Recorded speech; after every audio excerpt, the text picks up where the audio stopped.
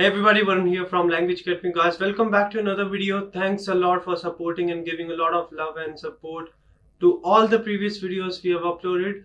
In this video, we are going to look at the enabling skills.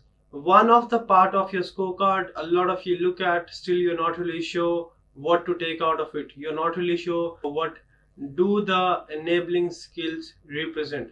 What I'm going to do in this video is I'm going to share a recent experiment which I did just to see what you should take out of your enabling skills, which tasks are going to impact your enabling skills, and if you get a high score in enabling skills, does that mean that you are going to get a good score or a high score in your communicative skills as well. So let's have a look at this experiment. Experiment number 31.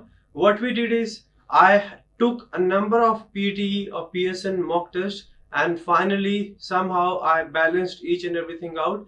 In this mock test, what I did is I only attempted tasks which impact your enabling skills. I attempted each and every task of the speaking module. I attempted summarize written text, essay, and summarize spoken text. Everything in the enabling skills is 90, as you can see. Grammar is 65 because I know I messed up grammar in my summarized spoken text. I was trying to play around and experiment few things with the new template. That's why grammar is low, otherwise it would have been 90 as well.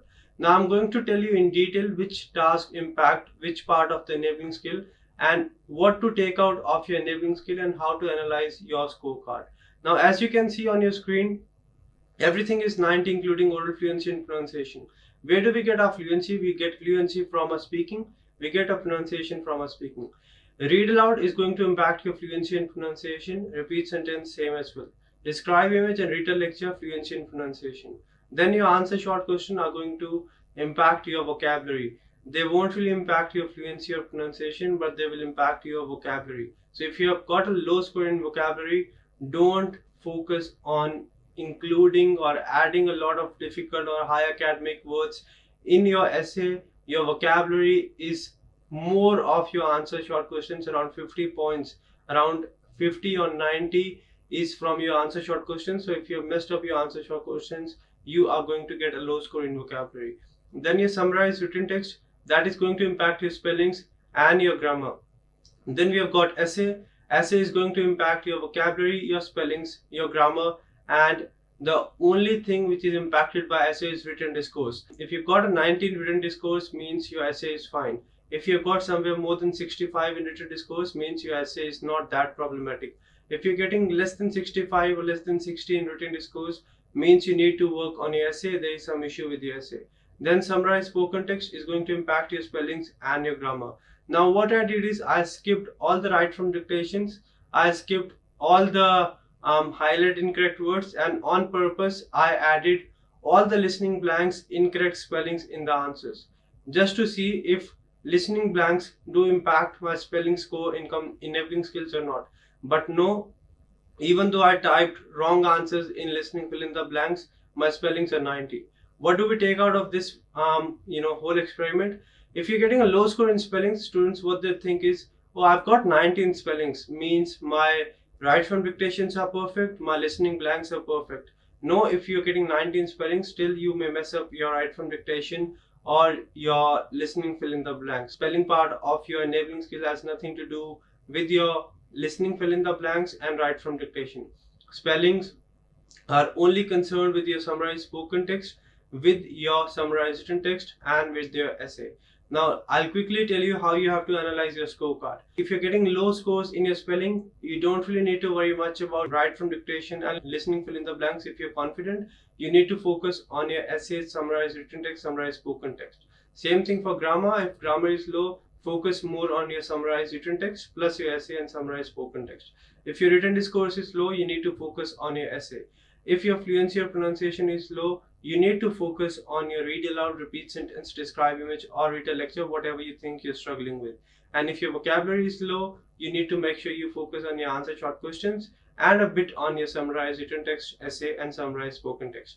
But believe me, even if you use simple words, not that academic words in your essay or written text or summarized spoken text, you won't really lose a lot of points in your vocabulary. So for vocabulary, just focus on your answer short questions. Even if you mess up your answer short question, nothing to worry about. Now let's have a look at the screen once again. Now as you can see on your screen that by only attempting speaking, I've got 19 speaking, only attempting read aloud, summarize written text, which do contribute towards your reading section, I've got 36 in reading. Means read aloud plus summarize written text are going to give you around 36 in reading. Listening is 53. Why listening is 53? Because I have attempted repeat sentences, written lectures, answer short questions plus summarize spoken text. Writing is 37 because I got 2 summarized written text, 1 essay or 2 essays I guess, and then I've attempted summarize spoken text, but there were few errors because of which I've got less points or low score in my grammar as well, and that might have impacted my writing. But yes, if you have got a high score in enabling skill, that doesn't really mean your exam went fine. But if you have got a high score in enabling skills but your score is low, what you need to work on, you need to work on reading section, reading blanks, writing blanks, reorders, and everything in listening apart from summarized spoken text. Let's say if all your enabling skills are more than 80, you don't really need to worry about your speaking part, your essays, your summarized written text and summarized spoken text. You need to worry about 7 remaining tasks of your listening module and 5 tasks of your reading module. So this is what I wanted to convey using this video and conducting this experiment, that enabling skills may give you a slight idea, a bit of idea of how you did in the exam, but they won't really give you a clear picture. They will just give you a clear picture of certain areas. There are only 8 tasks which are going to impact your enabling skills. The rest 12 tasks are not going to impact your enabling skills. So make sure whenever you analyze your scorecard, you know where you are getting your scores in enabling skills from, what are the things you need to be careful about, and how to analyze the scorecard and how to focus on the right things. So this is it from this video. If you think the video was helpful, please do let me know in the comment section. If you need any help, any information, do contact on the numbers given below or visit us on the following. And if you're practicing for PTE, you really don't know where to practice, where to take mock tests, just register on languageacademy.com.au. It's a free website for now. Plus you are going to get 1 free scored mock test, which will make sure you get your desired score in the shortest period of time. If you think the video was helpful, please do like, share and subscribe. And if you do get your scores watching my videos, please do let me know in the comment section. That is the only thing I work for, and I'll keep on working for that, and that will motivate me to work even harder. That's it from this video guys. Just register on languageacademy.com.au and get started with your PT. Thanks guys.